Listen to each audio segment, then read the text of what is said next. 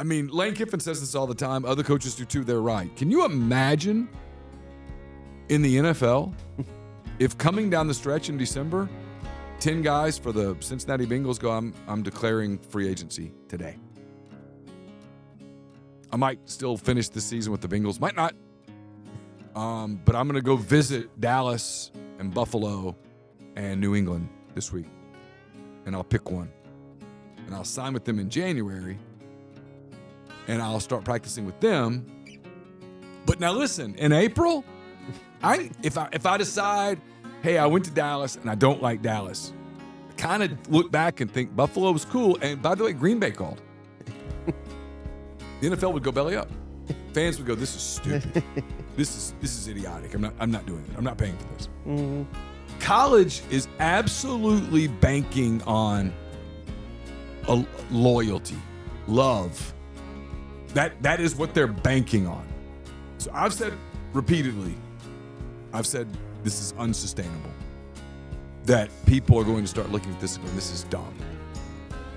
This is beyond dumb. I'm not doing this. And I'm one of two things.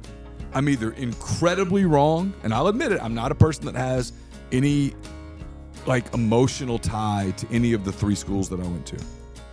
Just don't. So maybe I'm completely wrong. Or I'm early. We'll see.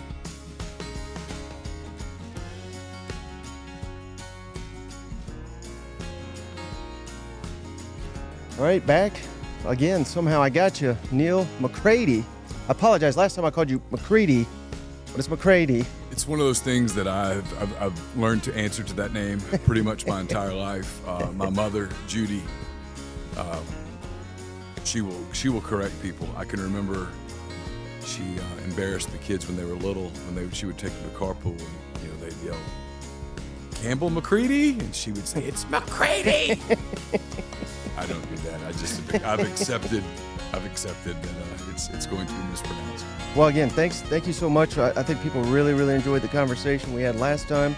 I love tuning in to everything you do with MPW Digital. Thanks. Rebel Grove. But I like it because there's so many people that I have in here, and not just me, but I know personally from other shows where it's good, but then you turn off the camera and it's like, that's when the good stuff comes out. That's when they really tell you how they feel. But from you, I mean, you're the same on as off, so it's always a really good conversation. I mean, it's just sports, right? We're not solving world crises here. We're talking about football. Right. There's really no point to be that guarded with football conversations, in my opinion.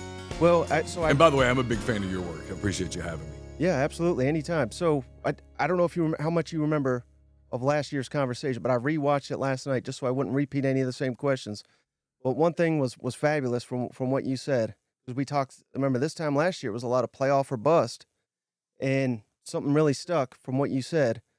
Historically, Ole Miss, if you asked 100 Ole Miss fans, we're going 9-3 this year, damn near everyone would say, sign me up for that. And you said, if I asked 100 Ole Miss fans, would they take 9-3? You said, I don't know if we could get one that would take that. Yeah. And that's unfortunately what happened. Yet, I don't sense, now you would obviously know a lot better than I, but we have a ton of Ole Miss fans, and I don't sense any true frustration. Lane's got to go. That's kind of what I was anticipating if they missed the playoff. How surprised are you by that? Not surprised. I'm a big believer in two things can be true at once. And so, on one hand, I think disappointment is justified. Mm-hmm. That was a talented team. They had 11 players at the NFL Scouting Combine last month. That was a team that had a veteran quarterback who has a chance to go in the first round of the NFL Draft. That was a team that had elite defensive linemen, one of whom will go in the first round of the NFL Draft. The other will probably go in the second round. They have other guys. I mean, this was a team that will have a lot of guys hear their names called by NFL people here in late April. So it was a favorable schedule. They were one of the more talented top to bottom rosters. Everything was in their favor. And I think it's more than fair for fans to be frustrated that team didn't make the college football playoff when teams like Tennessee and SMU did. I think it's more than fair. Now, on the flip side, I think you can look at last season and say there is a certain degree of proof of concept there. That, yes, you can build a playoff caliber team at Ole Miss. And I think going 3-4 years back, that was up for grabs. That was up for debate. Could you truly build a playoff caliber roster at Ole Miss? That was a fair question to ask. And the answer emphatically was yes last year. Now, they didn't win the games, and you can go into some of those, I'm sure we probably will. They lost a game in which I don't think they were prepared against Kentucky. They let a double-digit lead get away at LSU. And then they just didn't answer the bell appropriately at Florida with the playoffs on the line 2 weeks after they beat Georgia. So there's a lot there. But no, I don't think fans should be like frustrated or calling for change or any of that. Disappointed? Sure. Absolutely. They should be disappointed. It was a team that was capable of making the playoffs and probably going a long way in the playoffs. But they lost. Ole Miss fans get frustrated at me when I keep going back to, I kept saying this after the Florida game last year. Yeah, you can make an argument for Ole Miss to make the playoff, but you can make an easy argument for Ole Miss not to make the playoffs. They lost to Kentucky at home. Someone goes, make the argument for Ole Miss not making the playoff. Okay, they lost to Kentucky at home. There's my argument. I'm done. And that's what got them. Mm-hmm. But if you can assemble that type of a team once, you can assemble that type of a team again. And so I do push back against people that go, that was the last best chance they'll ever have. There's no way to know that. Is that possibly true? Sure. Is that definitely true? Of course not. That's nothing but just negativity for the sake of negativity. If you can build that roster once, you can build it again. Yeah, and certainly the playoff committee, that's one of the metrics they use is bad losses. Yeah. And Kentucky, if you substitute Kentucky for Georgia, they would have made the playoff, I think. They probably would have been the last team in. Well, if you just win one of those games. Mm-hmm. If you just win one of those 3 games, you could have still lost to Kentucky and made it. But once you lost to Kentucky, you eliminated a lot of the margin for error. They could have, if you just beat Kentucky, Michael, just beat Kentucky, you could still lose at LSU. And hell, you could go lose at Florida. And you'd still make it. They would have gotten in. Going into the season, the consensus was 10 wins get you in. And that proved to be true.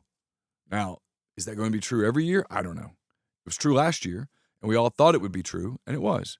And, Alabama almost got in with 3 losses, and I think that would have been controversial because I personally thought their loss at Oklahoma was disqualifying. I think if you combine them losing at Oklahoma and at Vanderbilt, it's disqualifying. They had no business in it. And had they gotten in, I think Ole Miss would have had a beef. But they didn't get in. And at the end of the day, did the committee get the best 12 teams? Absolutely not. Did the committee probably do its job the way that the thing was lined out to be done? I think so. Mm-hmm. Yeah, I think that's fair because of the 3 in the SEC that were debatable, I guess you'd say, Ole Miss, Alabama, and South Carolina, I favored South Carolina because they had won 6 straight. They beat the ACC champ on the road. They were the hot team. But you could easily say, well, Ole Miss whooped them. Yeah, and Alabama beat them. The problem Carolina would have had in that debate is that Ole Miss went there and beat them by 24 points, 25, whatever it was. Right, and I think I was there. It was a convincing win, I think Ole Miss didn't they fumble out the end zone? I mean, it should have been like 30. Juice Wells fumbled out of the end zone. Yeah, it was a game. It should have been 34-3. It was a game that Ole Miss dominated. Right. And that was I think part of the problem with the Kentucky game for Ole Miss was that if you watched the game, it wasn't fluky. Mm-hmm. Kentucky just kind of won. I don't think Ole Miss was prepared. I think they were distracted. I think that they were a little full of themselves after playing absolutely nobody in the first 4 weeks of the season. I've told this story. It's true. Ole Miss played at Wake Forest week 3 of the season, and I watched the first 2 series of the game, and then I just stopped. I quit watching. I just wrote, got done. I mean, they're not even playing the same sport. And so for Ole Miss, they'd played 3 non-cons.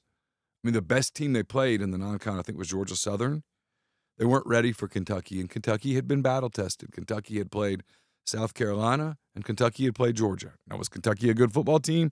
It was not. But they were more prepared that day. And Ole Miss came in pretty cocky. I think if you watched them, do the Walk of Champions that day, you saw it was a full-blown fashion show. They were focused on a lot of things that had nothing to do with football, and there was some stuff going on off the field that distracted, and they paid for it dearly. And there's a lesson to be learned there. Yeah, I've heard you say that, and it's cliche to say, the SEC, you got to come prepared every week. It's not cliche. It's true. Yeah, it's true. And it's easy now. We're sitting here in March. Kentucky just went 4-8. They're awful. But that's not exactly who they were, 4 games into the season. Precisely. That's you have to have some nuance when you do that. But Kentucky was better that day than they were over the course of the rest of the season. But it still holds true. Look at the season we just watched. Nobody would say Arkansas was a great team. And Arkansas beat Tennessee at home. Tennessee went to the playoffs. I don't think anybody would say Vanderbilt was a great team. They beat Alabama. I watched Oklahoma play. I thought they were decidedly mediocre. They whipped Alabama. Destroyed them. Mm-hmm. You look around the league all year long, and you see that. And it's the challenge of the league. The people outside of the league don't like to acknowledge it. We're seeing that in basketball right now. But it doesn't mean it's not true. And just because the league didn't win a national championship doesn't mean it's not a dominant league. And the truth about the league is that with virtually no exceptions now, there's just no freebie. You have to be prepared. You've got to be focused. You cannot overlook an SEC opponent. And Ole Miss was overlooked Kentucky. I don't think there's any question. They were kind of looking ahead to South Carolina, to LSU. They had those games coming up. They had just destroyed the 4 teams they'd played. And I think they felt like they were a juggernaut. And in many ways, Michael, they were. But juggernauts get beat. Teams get beat. You saw what Ole Miss could be when Georgia came to town. Ole Miss dominated Georgia. Georgia doesn't get dominated. They might lose a game here and there, but Georgia doesn't get dominated by anybody. Ole Miss dominated Georgia. That was a whipping. You don't see that very often. And I think that, back to your first question, that has to be the frustration for Ole Miss. Had that game been a different game, I think people would have more readily accepted, well, this team had some flaws. This team wasn't as good as we thought. This team was overhyped. It wasn't. Now, they had flaws, and those flaws hurt them in some games. They were not as good up front as I think they thought they'd be on offense. And they missed Quinshon Judkins. I can remember you and me in this spot a year ago talking about Quinshon Judkins. And again, you go back to, so far, the theme of this interview, 2 things can be true at once. He was a giant pain in the ass who was a distraction, who was a threat to tear a team apart. No doubt. He was also a very good running back. Those are 2 true facts. And they made a decision that he was too big of a cancer, the people around him, and they moved on from it, and they couldn't quite replace him. And you can argue that one more first down against Kentucky, one more first down at Florida, one more running play at LSU, and hell, they could have been 11-1, 12-0, but they weren't. And at the end of the day, you kind of Andy Kennedy, the former Ole Miss basketball coach now at UAB, always says at the end of the day, you are what your numbers say you are. He's right. At the end of the day, they lost 3 games. They played 8 SEC games, and they lost 3 of them. Now, would they win those games if they played them a second time? Yeah, sure, but I'm not going to Hugh Freeze this. I mean, Hugh Freeze did that after Auburn lost to Alabama, and he's like, well, if we played that team 9 more times, well, guess what? You don't. And in the one game where they kept score, you lost. And so forever and ever and ever, you lost to Arkansas that year. Mm-hmm. It's the way it was the dumbest thing someone could say. It was completely tone deaf. And so I'm not going to be the guy that goes, well, if you let Ole Miss replay those games, well, they don't get to replay the games. You know that going in. You know going in when the first person kicks the ball out of bounds, out of the end zone to start the clock at the 25-yard line, 15 minutes, and the snap starts and the clock starts, you know this is the game that counts, not the 9 hypothetical ones that may follow. No, this one. And Ole Miss lost 3 of those. And how much is that a failing on Kiffin, though, to not perhaps adapt to his team, especially because I know Tennessee got whipped in against Ohio State. That's what people focus on. But I don't think Heupel gets enough credit outside of Tennessee to where, he wants to be quarterback and high flying, but he didn't have that. He had a great running back. He had a really good defense, and he relied on them last year, and that got him to the playoff. Yeah. And too many times last year, I think of LSU in particular. I think maybe the Florida game, if I'm remembering correctly. He's just so aggressive on 4th down, despite a dominant defense and a team that struggles in short yardage. Why in the hell are we going for every 4th and short? And they came up short so many times. Yeah. It's to me like he failed to adapt to the personnel last year. I think with the Florida game in particular sticks out in my mind, where there were times where they could have just taken 3 points. Mm-hmm. And had they probably would have gotten out of there. But it's funny, no one does that on all the 4th downs that they convert. You know what I mean? Mm-hmm. 2 weeks earlier, though, against Georgia, they took the field goals and they won the game. And I think not doing it 2 weeks later, where all they had to do was win the game. They didn't have to win a fashion show. They didn't have to win a beauty contest. They didn't have to get style points. They just needed to score 1 more point than Florida. No matter how it ended, no matter how ugly, just 1 more point, and then go beat Mississippi State, and you're good. And they didn't do it. Will he learn from that? I don't know. I don't know if that's just not his DNA. I think it's like, your girlfriend, your wife. There's things about her that you love, and there's things about her that you just accept. Mm-hmm. And I think with Lane, there's a certain degree of gambling, and he uses the analytics and all that stuff. I think some of that just comes with Lane Kiffin. Is he going to grow his way out of that? I have no idea. I doubt it. I think that's just kind of who he is. And it's paid off for them on a number of occasions. I mean, I can think of a game the year before at home against Arkansas. Jackson Dart had gotten banged up. Arkansas had just driven the field and taken a lead, I think, by 3, if I recall correctly, with like 12 minutes left. And Ole Miss got the ball back. It was 4th and 1 at their own 34. A lot of coaches would punt right there. Well, if you punt and they get it and they drive the field and score another touchdown, it's probably lights out. He went for it. And if he doesn't get it, right, and you give Arkansas a short field and then you lose to what was a bad Arkansas team, you don't live that down. That one hangs over you. But they got it. No one ever comes back and goes, man, that was gutsy. That was a hell of a gamble, and that gamble paid off because they got the first down. They went down the field. They scored. Arkansas turned it over. They scored again. They win the game. Everyone goes home happy. I don't know that – I just think sometimes if you have a coach who's going to take chances, you have to be willing to live with the fact that sometimes when you gamble, you lose. Mm-hmm. Now, I say all that harsh on Kiffin.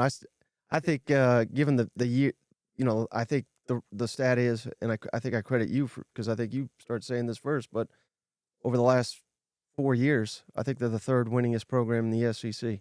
Yeah. And this is a damn good league. So he's an elite coach. That's my proof of concept thing, right?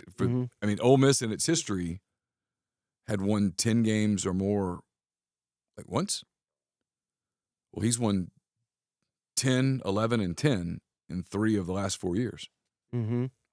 Again, go back to how you started it. If you'd told an Ole Miss fan on Thanksgiving night of 2019, okay, Elijah Moore, the Egg Bowl, Matt Luke's fired, the whole deal. If you'd have said, hey, in the next 5 seasons, because one season's going to be goofy, in the next 5 seasons, there's going to be 3 years where you win 10 games or more. They would have, found a vein, asked for a blade, and signed it in dripping blood. They would have. And that's what they got. And now, to his credit, the expectations are higher. And that's good. You need high expectations. You want to, what's the expression? Reach for the stars and maybe you'll grab the moon. It's one of those things. Sure. But everybody else in the league tries too, Michael. It's hard to get to 10 wins. And should they have gotten more than 10 last year? Yeah, of course. No doubt. But when people try to spin it as, that's failure or they're never going to get back there, I don't really follow that rationale. I mean, if you're guessing or that's your prediction, sure. But that's fine. But if you're saying, that's as some statement of fact, that's silly.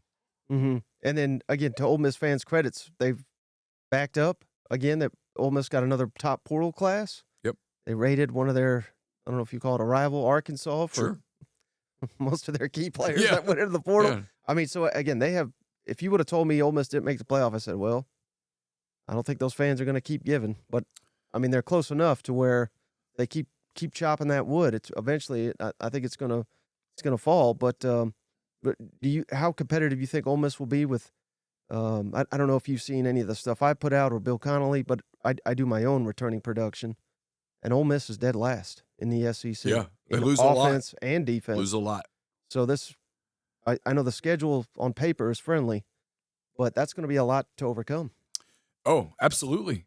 There's no question about that. Look,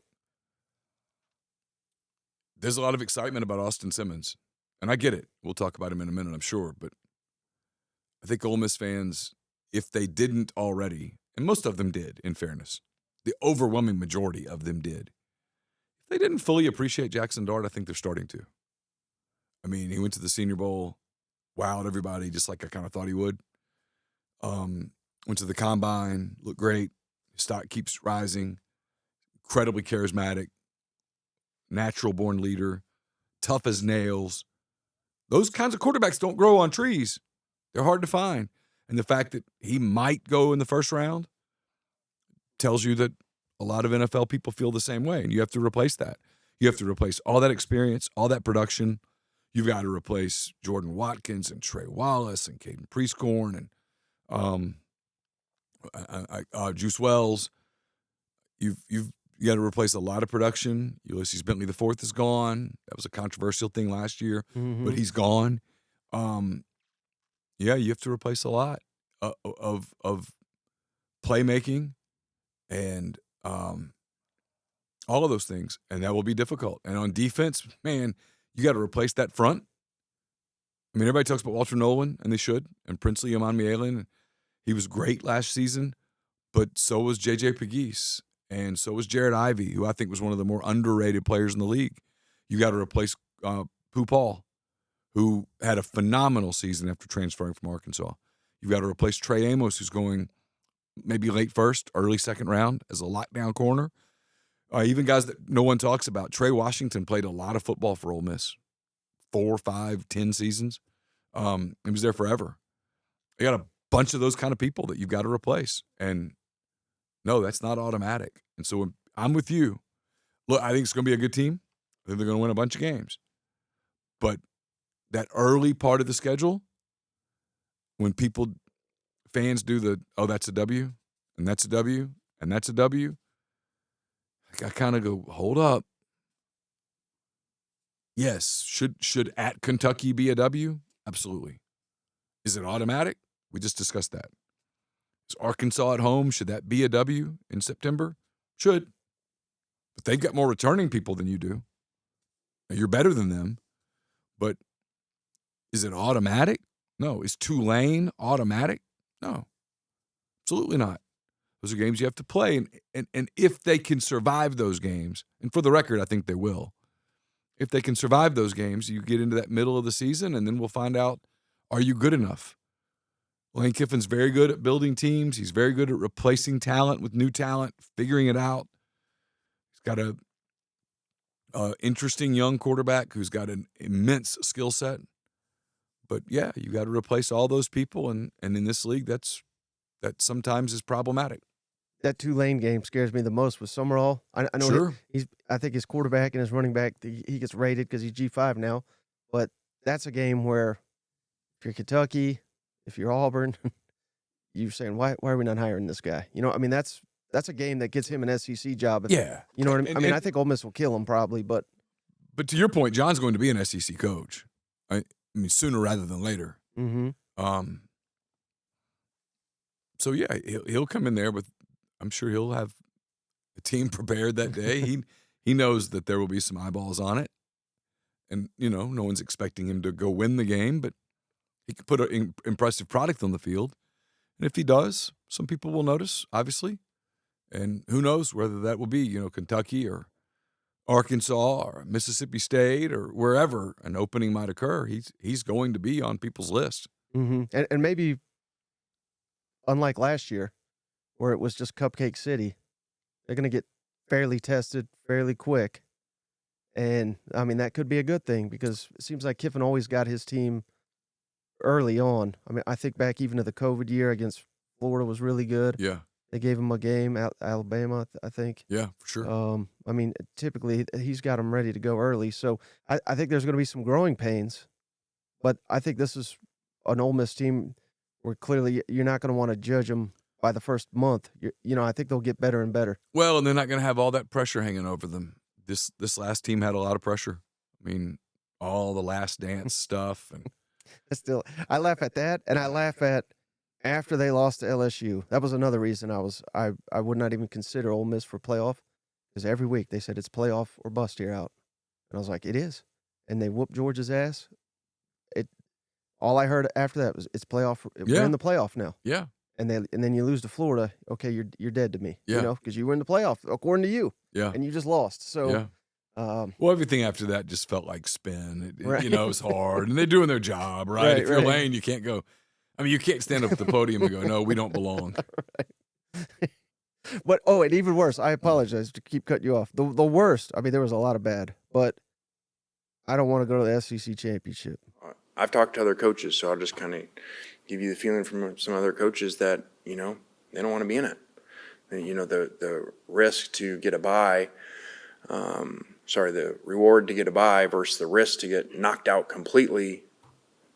I mean, that's a really big risk, just to get a bye. So, I think it's ended up being a very unique situation of all, postseason sports, the way that system's set up there and how you could go to that and get knocked out.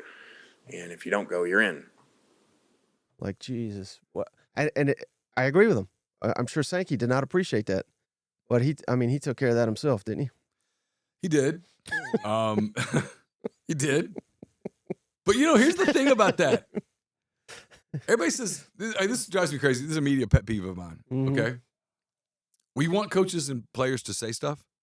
We want them to be honest. And then when they are, we criticize them. He's right.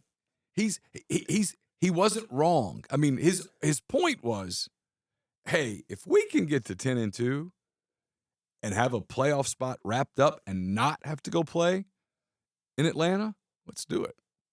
And sure enough, Michael, here's where we're headed. We're headed to a SEC play-in weekend and not an SEC championship. Mm-hmm. A year ago, Tulane, and I'm not the great Lane Kiffin defender, but a year ago, he's like, hey, we're not going to do a spring game. We're going to have a hot dog competition. Well, guess what? A year later, everybody's doing it. Yeah. So sometimes I think Lane does some things that you can criticize, a lot of things.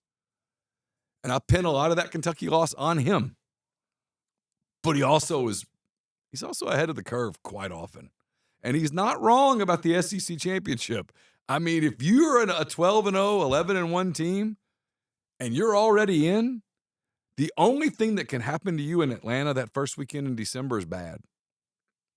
There's nothing good. Yeah, I mean, Georgia may have won it all if Carson Beck didn't get hurt. But see, I'll disagree with you. If Okay. it's Kirby saying that, I 100% everything you just said. So what's the difference if the two? Lane Kiffin's never even been to one. Ole Miss, to my knowledge, has never been to the They've SEC. never been to the championship. There's no doubt. You cannot say that. And there are a lot of their fans that want that. I get it. That being said, if they had a playoff bid wrapped up Mm-hmm. and they go to Atlanta and Jackson Dart gets hurt, was it worth it? No. Georgia probably wins the national title if Carson Beck doesn't snap his elbow on the final play of the first half in Atlanta. Mm-hmm. They probably win the national title.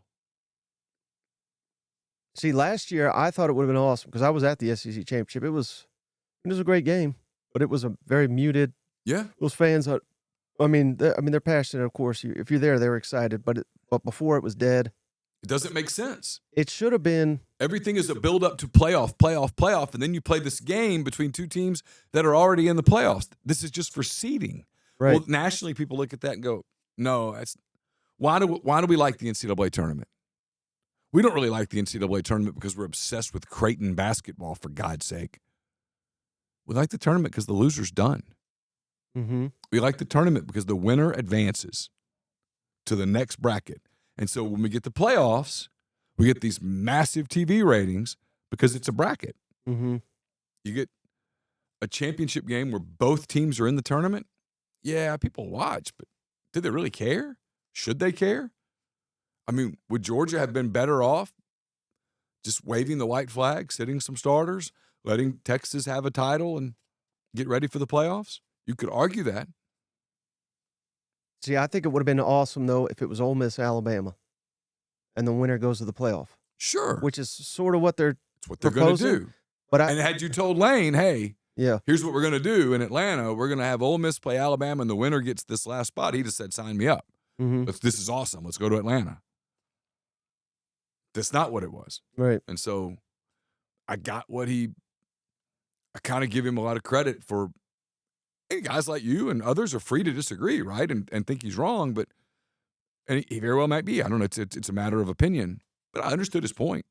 And from a strategic, technical standpoint, he was right. You think Sankey called him after that, or does Sankey not even try anymore? Well, I mean, so it's a conversation that they had, but like he might have called him and said, I wish you wouldn't say that publicly. Yeah. But Lane would probably say, I'm speaking for others. I mean, others feel the same way. Mm-hmm. If you'd said to Eli Drinkwitz, hey, 10-2 and you're in, you want to go to Atlanta anyway? Probably say no. Yeah. If you'd told Kalen DeBoer, hey, you're in, you want to go to Atlanta anyway? Now we're good. The goal is to win the national championship. Right. When you make everything about the playoffs, and I'm not saying it's a bad thing, but when you make everything about the playoffs, everything else pales in comparison. No one's going to look back and go, boy, that Big 12 championship game. Right.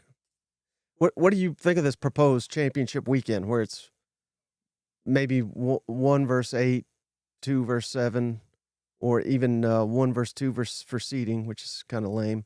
That For again, the SEC. Yeah. Have you seen that? Where Yeah. they're proposing all. I mean, again, they're likely going to 9 as long as they get the money. So are we talking a 10th SEC game before even the playoff? I mean, you're essentially making it a wild card game. Again, there's a model to follow. The NFL has one. It works. Nobody ever takes the NFL playoffs and goes, man, that format sucks. So I don't know if there's a way to copy that, but I mean, I'm fine with turning Atlanta into 2 wild card games, where you have 4 and potentially 5 slots in the playoff and 2 or 3 are automatic or whatever, or you're guaranteed 4, but you let this group of teams play for the last 2 of the guaranteed. Sure. Would people watch? Yeah. We'd talk about it. We'd build it up. We'd talk about it. The winner would advance. The loser would have to go play in some silly bowl game, and half their seniors would probably opt out. It's fine. I mean, at some point, they're going to have to. – what I don't like about the college football playoff is You've made the sport professional football. The players are getting paid a lot of money. So you've eliminated the whole, well, this is interrupting their schoolwork or this is too many games. They're getting paid. So you have an NFL model, just follow it. It's right there. You're preparing guys to play in the NFL, so put them on an NFL calendar. Have an NFL playoff. Wild cards, divisional playoffs, conference championships, whatever, and have your version of the Super Bowl. I don't mind a 16-team playoff. I don't like automatic qualifiers. Just take the best 16 teams. Mm-hmm. I hate the stupid show every Tuesday in November with the ranking that comes out, and all of a sudden the same people that spent the whole year using the AP ranking, now we have to use this ranking because of a bunch of people that sit around in some room in Dallas. That's stupid. I don't need those people. It's totally unnecessary. I don't even watch the stupid show. It's a dumb show. And have you heard Paul Feinbaum say what is the value in that? Because it's not like it's a massive rate. The value in that is just people talking about it. Yeah, it's just generating conversation. And ESPN to get all their get take, all those shows to talk about it. Yeah. Well, can't that be done with a list? Like, why does it have to be a television program? Well, why does it have to be a 30-minute television program? Yeah. You just put a list out. Yeah. Here's the list. Or why is that necessary? I mean, what does it tell you? Now, if they tell you that your body of work matters, okay, well then a game in September has the same weight as a game in November. They need to specify, if they're wanting to do this quote right, end quote, here's the parameters. Everybody can look at it. Here's the formula. Everybody can look at it. Play the games. Spit it into a computer. Spit it out. Here it is. Don't need a committee. Oh, we had this really spirited debate about SMU. Well, thanks a lot. I don't care. And if you really want the debate to have merit, televise it. Put the debate on ESPN News for 3 hours. Let's let everybody hear it. And that's the thing. I told you this on your show, and to my knowledge, it's 100% true. It's not even a debate. It is sort of a formula. Yeah. I don't know why they disguise it otherwise. I do it for drama. I do, and it's Dave Barr too. It's not me doing it. He puts it out. He puts it out on Sunday, and then right before the live show on Monday, because I don't want to ruin Dave's work, but like literally 5 minutes before I say, here's his rankings, 1 through 14, and they do it on TV. It's precisely that. It's verbatim. Yeah. So he's from the future or he knows what they're doing. You know what I mean? Yeah. So I never have understood that, and I guess it's for TV, right? To fill programming. Mm-hmm. The same reason you have spring football games that coaches don't want to play. Mm-hmm. How do we get back to that though? The spring games and all that, because that's another thing I wanted to ask you. Is it? I've heard you and Siskey. I love you guys' conversations. I mean, do we have to get rid of the spring portal, or I mean, is that even feasible with the lawsuits and all? Well, I mean, if you want to fix the calendar, you follow the NFL calendar. You have OTAs. You don't have spring football. Now the college coaches will tell you, well, we kind of need some spring practice because we do want to develop players. Mm-hmm. Yet most of them will admit you could do that in an OTA format. You have more time with them now than you've ever had before. You have all summer with them. I think there are too many portal windows. Mm-hmm. Yet the players win every lawsuit. Every lawsuit. So, yeah, you can say, okay, the portal window is going to be from this X to Y. But if a player in April says, I want to get in the portal, I don't know legally how you stop it. You get back to that same conversation that Ole McCready and Siskey, whenever Tyler starts talking about it, I pull out a match and light it and watch it burn just because we've talked about it so many times. But unless you can unionize the players and then collectively bargain an agreement, essentially, between the schools and the players that is legally enforceable, I don't know how you can have rules, because there's nothing a player's argument can be. I never agreed to that. He didn't.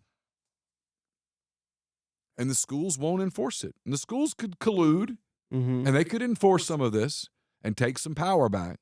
Might lose in court, but Everyone's too competitive for that.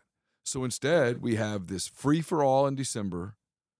I mean, Lane Kiffin says this all the time. Other coaches do too. They're right. Can you imagine in the NFL if coming down the stretch in December, 10 guys for the Cincinnati Bengals go, I'm declaring free agency today. I might still finish the season with the Bengals. Might not. But I'm going to go visit Dallas and Buffalo and New England this week. And I'll pick one. And I'll sign with them in January. And I'll start practicing with them. But now listen, in April, if I decide, hey, I went to Dallas and I don't like Dallas, I kind of look back and think Buffalo was cool. And by the way, Green Bay called. The NFL would go belly up. Fans would go, this is stupid. This is idiotic. I'm not doing it. I'm not paying for this. Mm-hmm. College is absolutely banking on loyalty, love. That is what they're banking on. So I've said repeatedly, this is unsustainable. That people are going to start looking at this and going, this is dumb. This is beyond dumb. I'm not doing this. And I'm one of two things. I'm either incredibly wrong, and I'll admit it, I'm not a person that has any like emotional tie to any of the three schools that I went to. Just don't. So maybe I'm completely wrong. Or I'm early. We'll see. Mm-hmm. I mean, I hope for the sake of my business and all the stuff that we do, I hope I'm really wrong. I hope that no matter how much stupidity is thrown into the game year over year, and Michael, we're throwing stupidity in, like, you know that GIF where the little rascals are throwing the money out of the window? We're throwing stupidity just like by the handful, like out into the abyss going, here, let's try this. Let's see if we can, let's break it with this. All right, what about this? And then it doesn't break. Maybe it's not breakable. Maybe people love it so much. Maybe it is so ingrained in our culture that it's untouchable. But I do wonder, over time, when people go to a college game and they look at it and go, I have no idea who these people are. Does it start to go, and my team doesn't win. This is a lot of money. We're raising prices. I don't know if you paid any attention to it at the end of the regular season in basketball at Arkansas. A bunch of their fans that are getting priced out tweeted from their last game, I think it was against Mississippi State, pictures of been coming here sitting in these seats for 30 years. This was my last game. And I realized prices rise and sometimes things happen. But boy, you start pricing out the loyal, long-time college sports fan, you're playing with fire, I think. Yeah. But maybe not. Maybe there will be this group of people that will come in right behind it and go, hey, sorry, we'll buy those seats. We'll buy these corporate seats, and because right now, what's being asked of college fans? Hey, pay more for your tickets, right? Pay more for your tickets. Hey, we're gonna at Ole Miss, they're gonna charge more to tailgate in the Grove, and I don't blame them. I'm not criticizing Ole Miss for that. I get it, but who's being asked to pay this? Fans. Oh, and by the way, contribute to the collective. And when you don't win, and someone bitches on my message board, I see it all the time. Someone will go, we should have won that game. We should have done this. And someone will inevitably come in and go, well, how much did you give to the Grove Collective? That's a hell of a note. It's always, we should have paid more. Should have paid more. And then you don't know who the players are. As opposed to, and you make it pro sports, and you're competing against pro sports where you do know who the players are. And the fans are asked to pay a lot of money up front, but you never keep going, hey, there's a linebacker in free agency. We'd like to get him. Let's pass the hat. No, you have a salary cap. You have, you have a completely different model that works. NFL's still the king. And if you're playing pro sports and they're playing pro sports and their pro sport is better than your pro sport, people will typically migrate to the better sport. A lot of people go see the Chicago Cubs. Very few people go see the Iowa Cubs. And so I do think you have to be careful when you completely get away from a college model. That being said, that's where they're headed, and we're about to get into this rev share thing. And what's coming with the first step in the rev share thing that's going to be painful is all of these schools are going to look at it and go, let's go down to the minimum number of sports. They're going to start killing sports, which is going to take away opportunity. It's going to get coaches fired. There's going to be human pain. And I think it kind of sucks. But we got here. We got here way too fast. It was never supposed to be this. In 2020, when they said, hey, NIL, nobody was talking about $22 million rev share. But they were saying, hey, if Alabama's selling a whole bunch of number 5 jerseys, there's a decent chance it's because people want to wear the jersey worn by number 5, and he should get paid for that.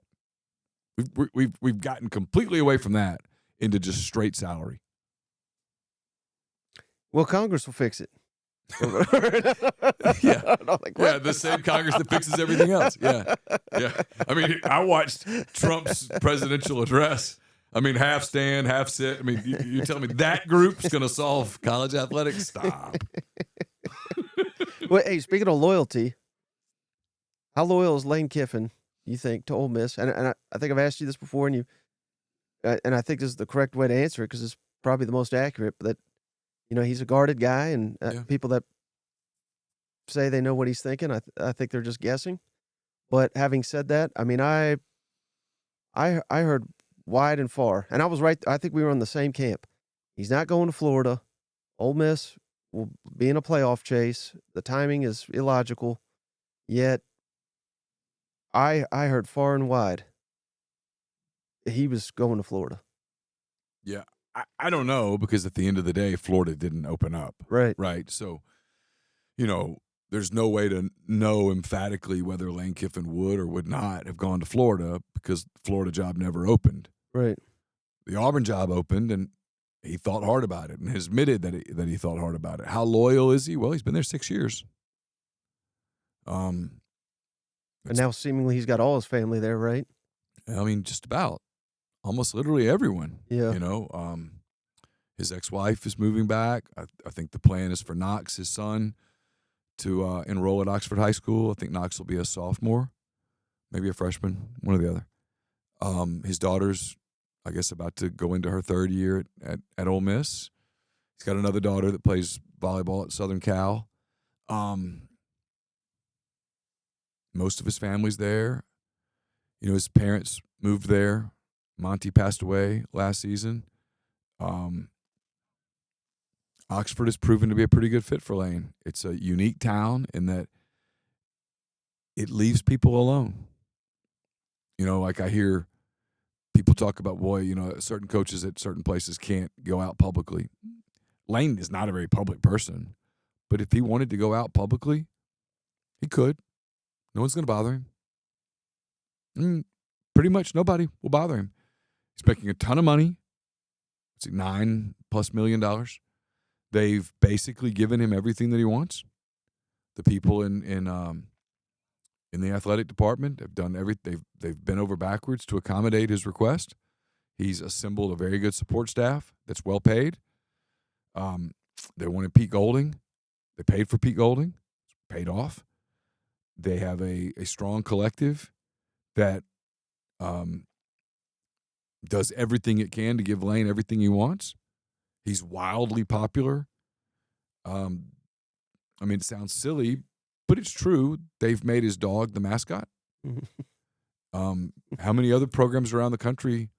Florida's not going to let Juice Kiffin run out and be the mascot. Florida's going to have Al E. Gator and Alligator and all the other Gators. Maybe they'll dress Juice up in a crocodile costume and run him out. But at Ole Miss, they just put a light blue, collar on him, and he runs out, and everybody's, does his name. So I always say this about the loyalty thing. Are there places that he would go? Sure. But that Venn diagram's pretty small. When you do places that would take him and all that comes with him, and places that he would go to and that would pay him,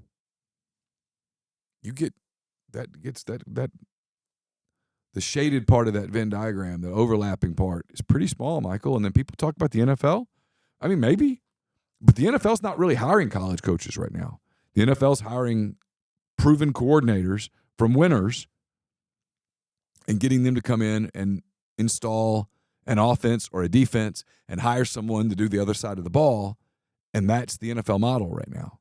Look around. Look who got the NFL vacancies. They weren't hiring Kirby Smart and Steve Sarkisian. They were hiring NFL people. Now, Lane's been in the NFL, but it's been a long time. So it's a cop-out answer. But, like, if you told me he left in 2 years, sure. If you told me he's still there in 6, I totally believe it. Would I have believed that 4 years ago? Absolutely not. If you'd said, hey, is there a world where Lane Kiffin coaches at Ole Miss for 12 seasons? I would have said no chance. Now, sure. Why not? Where's he going? Again, he's proven he can build a championship roster at Ole Miss. So he just has to go do it. And they're recruiting at a pretty high level right now. They're having more success with high school kids than they've had in the past. And they've proven year over year that they can be incredibly effective in the portal. People say, well, the portal's not going to be sustainable long term. And maybe they're right. I will give Lane this, and I think he learned this from Saban. He learned this from Pete Carroll. I do think he has a high degree of adaptability. You've seen that in not only with the offenses that he runs with completely different quarterbacks to the way that he has adapted the program in a short period of time. He deserves a lot of credit for when the game changed in 2021, 2022, with all the different things. He's rolled with it. He's been ahead of the curve. And there's no reason to think that he won't continue to do that as the game evolves, however it might evolve. Mm-hmm. And you mentioned Austin Simmons. What have you heard behind the scenes of how good he could be? Because I've heard people that even have spoken to Lane, like Cole Kubelik, covering the games, where the feeling is, I mean, he could be, I'm not saying today, but he could be their best quarterback they've had. Oh, I think there's a very realistic world where he's the best quarterback Lane's had. Mm-hmm. He's got to go prove it. And I'm not going to be the guy that goes just wild about one series against Georgia, though if you go back and watch that series, there's a lot there. Mm-hmm. Tons of arm talent, very athletic, very charismatic, strong leadership skills, incredibly bright. I mean, he checks all the boxes. Now you got to go do it, and you got to do it under pressure, and you've got to do it week after week. But I think the feeling is that he will. And, this offseason, let's be real, the tampering portal was active, and he had offers. And at some point, Ole Miss had a decision to make, and they clearly decided that he's the guy. Because Ole Miss could have said, in an alternate world, hey, look, you're going to have to come compete for the job. We're not going to, coronate you here. That's what Lane always did with Jackson Dart. Did it with Matt Corral. You got to win the job. Well, it's a new era, evolving. He could have been stubborn, and Austin Simmons could have gone for $3 million to another SEC school. And that's not hypothetical. That's fact. And that was presented to Lane, and he goes, pay him. He's the guy. That's evolution. That's acknowledging, okay, well, we're going to have to do it differently now. I think he really likes the kid.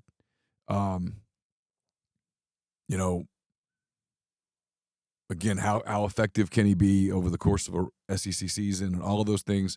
You don't really know that until someone goes and does it. But in terms of having all of the check marks to be a great quarterback, he's got all of them. Mm-hmm. And in this new model, do you think, and I'm not trying to be mean, but Mississippi State, especially, Arkansas, if things don't change, and we know they probably will with the revenue share, but, I mean, there's no shot in hell they can compete, can they? I don't know that I go quite that strong, but it's going to be difficult. I mean,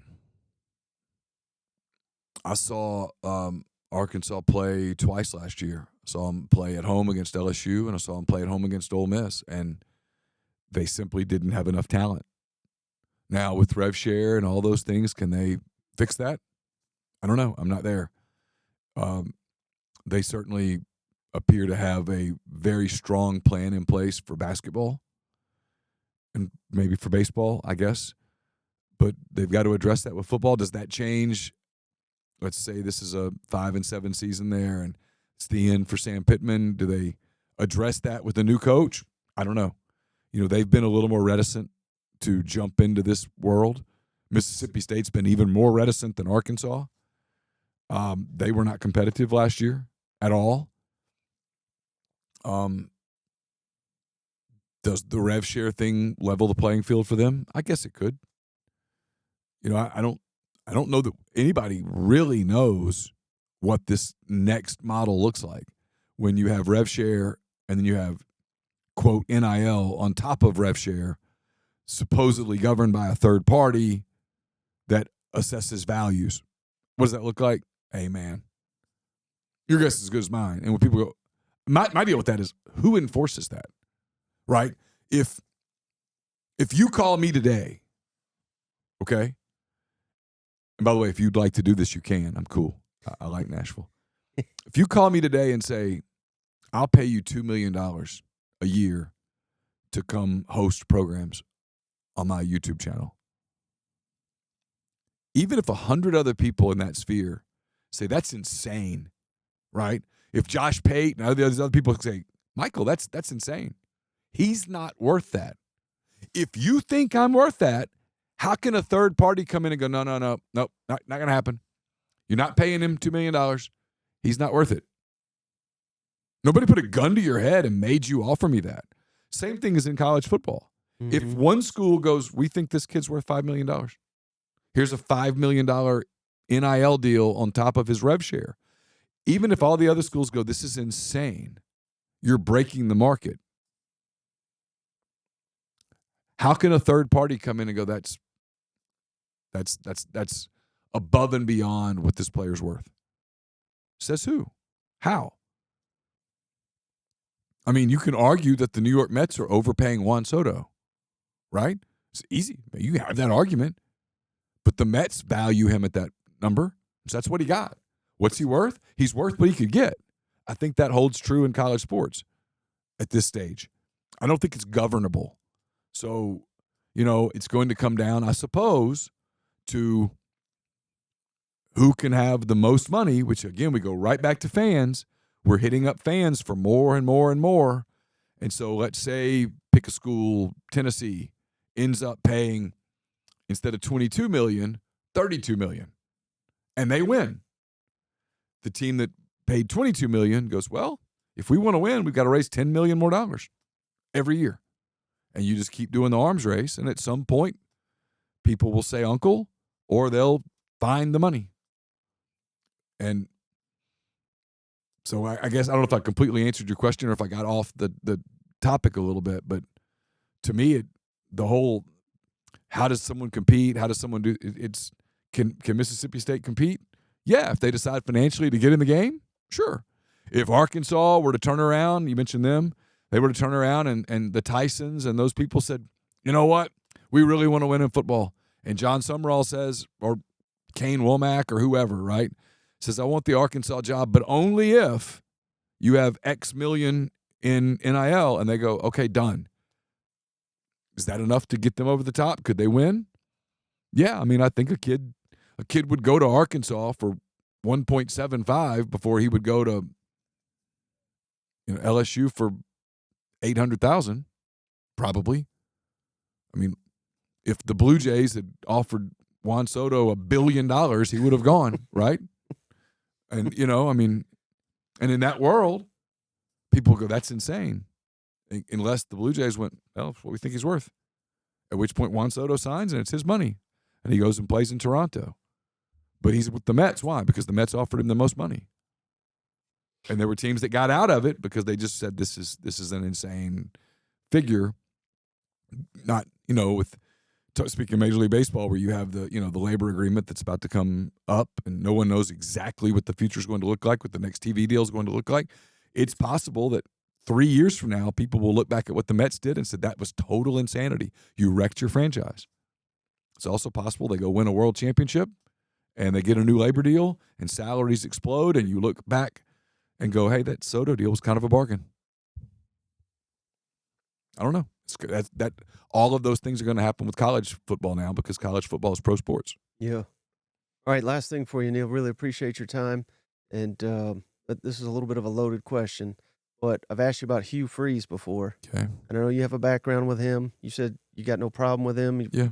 Good and bad, all that. But, I mean, it never ceases to amaze me. I can't stand the guy. I don't think he should be an SEC head coach. But, if he does a good job, I'll say he does a good job. But I said some bad things last offseason on Jocks. They killed me. As I said, he's going to be on the hottest seat in the SEC. I think sticking with Peyton Thorne was a disaster. Yeah. And before the season, it was we're tight as can be. We're finishing each other's sentences. We're nonstop communication. Then the season gets here, and it just completely blows up in his face. And it's everybody's fault. Yep. It's not my fault. Yep. I believe it was on your program, even when Bo Wallace came on, said I would not send my son to go play for that. How in the hell is he recruiting after that? How does He's recruiting with money. I don't know how he's got it. I mean, I don't care how much money. I mean, Ole Miss pays too, don't they? I mean, but I mean that's they're. He's always been a good high school recruiter. He's good with mama and all that stuff. He can sell that all shucks family BS. Right. I'm with you. I think the seat's really hot. I don't think he can survive another mediocre season. I think they'll move on quickly. He has a pattern. He's followed the pattern for a long time, and I don't think he's going to change. It's not going to be his fault. It's always going to be somebody else's fault. But I've said this before. The NCAA thing at Ole Miss, combined with the whatever happened with the massage therapist and stuff in Tampa and all that, saved him. It saved him from being accountable for the program that he was blowing up in Oxford. Matt Luke ultimately paid the price for that. Now, Matt got paid a lot of money to pay the price. So good for Matt. Salt of the earth, wonderful person, made a ton of money, never had a chance at Ole Miss, if you think about it. I'm not arguing that he should have gotten more time, not doing that at all. Just simply pointing out he never really had a chance because he spent the first 2 years trying to clean up a mess. And because he was on Freeze's staff, it just was stale.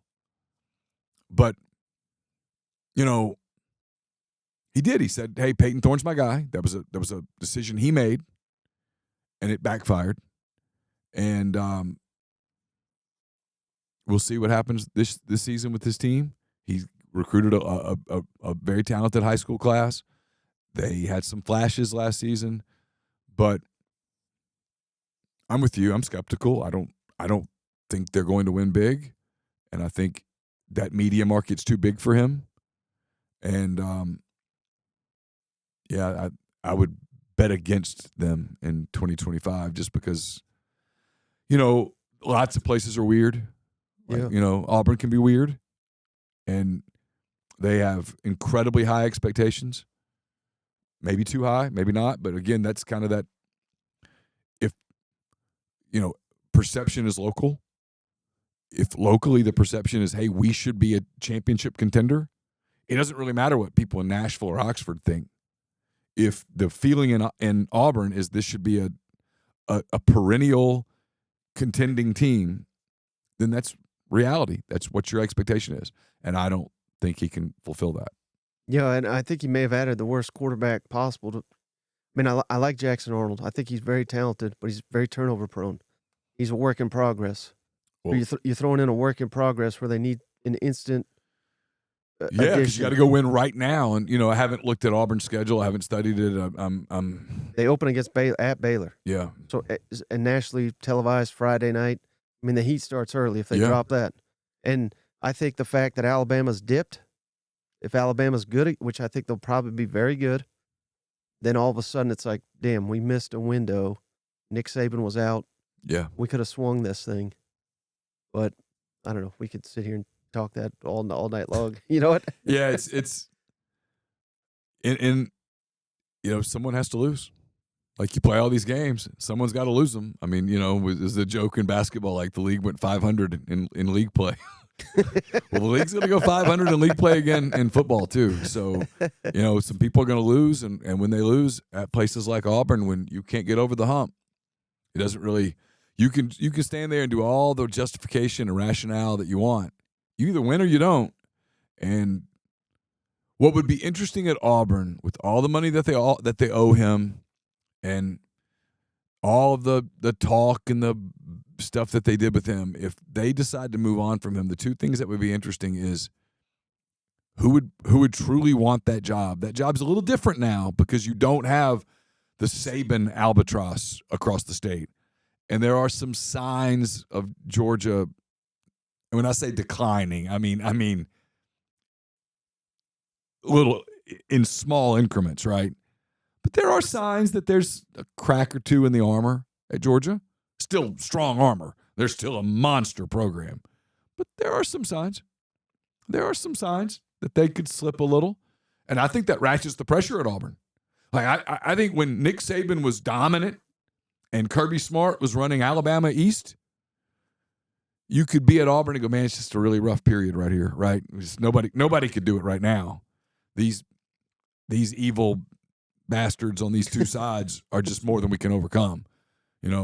It's just like the damn what do they call it in Star Wars? I'm not a Star Wars person. The Sith and the big star. The Death Star. The Death Star. You got Death Star here and a Death Star there, and you're just kind of caught in the middle in this like cosmic thing, and it's more than you can overcome. Like, you can't get through it because the stars just keep closing on you. But now this star's like nowhere near as bright, and it's kind of shrunk, and parts of it are falling off. And over here, I mean, this Death Star looks like it might start to maybe need a new roof. There's a little stuff. And I think that makes you have to go, okay, well, now's the time. We should be building our own Death Star. And Auburn has not been a Death Star. I mean, they lost to New Mexico State and Vanderbilt and Arkansas. I mean, they're nowhere close. And so all of a sudden, we're going to, but next season, we're going to be in the playoffs. And I do think, and I've said this on McCready and Siskey, and Tyler disagrees, but now Tyler is pro-coach. He loves coaches. Loves coaches. And that's fine because, it's his business and the whole deal. I get it. I think it's playoffs or bust for Freeze. I think he has to either make the playoffs or be Ole Miss 2024 close. Or I think he's gone. I think they'll move on. I think they'll look at it and go, this doesn't work. We've got to get somebody else in here, and they'll pick the new, fresh thing and try to go. And I'll be curious to see in this era with rev share and all this stuff, just how attractive is the Auburn job. Because you'll start looking at jobs differently now and go, if I can build a championship roster here where the expectations are quasi-sane, or I can work to build a championship roster here where the expectations are we're supposed to beat the Chiefs, which job do you want? I think you want the sane one. Right. Yeah, the only years Auburn does anything is the years they get Bama and Georgia at home. That's this year. Yep. Oh, this is it. If they don't do it, then that means 2 years. This is it. That's why you hire a new coach, so you can say year 2 is the year we take off. And well, you reset. Right. Because you go back to the fans and go, hey, we need more money, and the fans are like, I've poured money into that cat, it doesn't work. I'm out. You can get people excited with the new coach. We all like new. Everybody loves new. You go buy a new pair of shoes, you're so excited about your shoes. Right? 2 months later, they're just shoes. But that first few times, you're like, man, these are new shoes. I like the way these feel, right? And that's Freeze. The new is worn off. Now people have seen it, and he's thrown his quarterback under the bus. It was this guy's fault. He benched the quarterback. I think they lost the Arkansas game because he overreacted on Peyton Thorne. And they played the other kid who was clearly not ready. He lost the whole quarterback room. Yeah, I mean, you can't go all offseason and go, you're my guy, we're in this together, man. We're in this together.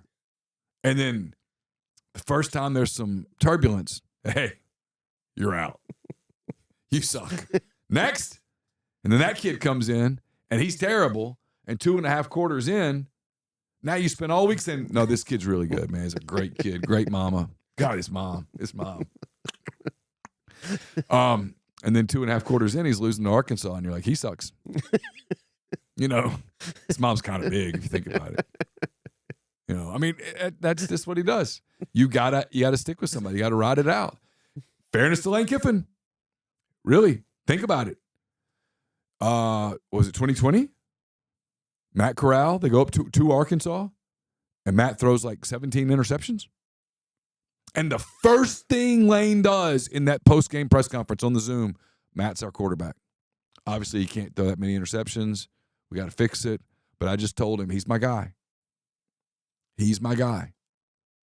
And Matt Corral, from that day forward, was a damn good quarterback. He did the thing with Jackson Dart where, hey, we're going to compete, and he brought in Spencer Sanders to piss him off and all that stuff. But Jackson was his guy. And by the end, man, I mean, he rode with him. And I don't know that Hugh has that capability. He rode with Bo Wallace those years, but, I mean, I can remember him blaming Bo for losses. And look, the whole Ole Miss stuff with Hugh Freeze never happens if Bo Wallace goes to Texas or Mississippi State. I mean, the truth is Bo Wallace is someone that Hugh should have been incredible, like forever loyal to, protective of. Period. Because Bo won a bunch of games for him with a wrecked shoulder. And, yeah, no, but a long answer to this question. It was a great question. I don't know how you go recruit when you have former players who have said that on the record. And everybody else took that show. I mean, we probably that was our post-game show after like they played Georgia Southern or somebody. And who did Auburn lost to that day? They lost to somebody. It may have been Oklahoma. I mean, there's many losses. Yeah, Arkansas, Oklahoma, one of them. Maybe it was Arkansas. Vanderbilt. Yeah, it was one of the early ones. Okay, it was probably Arkansas. Maybe so. Whoever it was, it was Peyton's fault, and that hit Bo the wrong way. And he comes on our show, and I'm sure that show was quite popular with competing football staffs. I'm sure that for 1 minute in time, a lot of coaches were like, that McCready, he's pretty good. I like that guy. Well, speaking of that, before you go, can you tell the audience where can they find shows like this? The post-game shows are outstanding. You do so many shows. Some with Siskey, some with Chase. Yep, they're all good. Where can the audience find them? So we're on YouTube at MPW Digital. Also, same place for Apple Podcasts, Spotify, wherever you get your podcasts. We're there. It's MPW Digital. You'll see the little blue wire thing in there. So that's us. It's got a big state of Mississippi emblem and MPW. And we have McCready and Siskey in football season. It's Monday, Tuesday, and Thursday. We have Blue Sky Live every morning, which is an Ole Miss show, Monday through Thursday. We do hand raise guys on Thursday afternoons. We do a lot of stuff. So check us out. That'd be awesome. And then how about your social media? I know you don't post a ton, but still. Yeah, I'm trying to post less because I get in trouble. People tell me maybe you don't want to give it out. People tell me that I should stick to sports, and I'm not good at sticking to sports. Although I did really well on the last presidential address. I picked up my phone and my wife Laura said, "Don't," and so I put it away. Because Tyler was actually texting me and I didn't even see it. And the next day he said, "Did you see?" I said, "No, I put my phone away." And he goes, "Well, that was smart." And it was, but it's just my name, Neal McCready at on X. Okay, thank you so much for coming in. This is fantastic. Michael, as always, man, I enjoy being with you. You're terrific. All right, perfect. Sorry to keep you so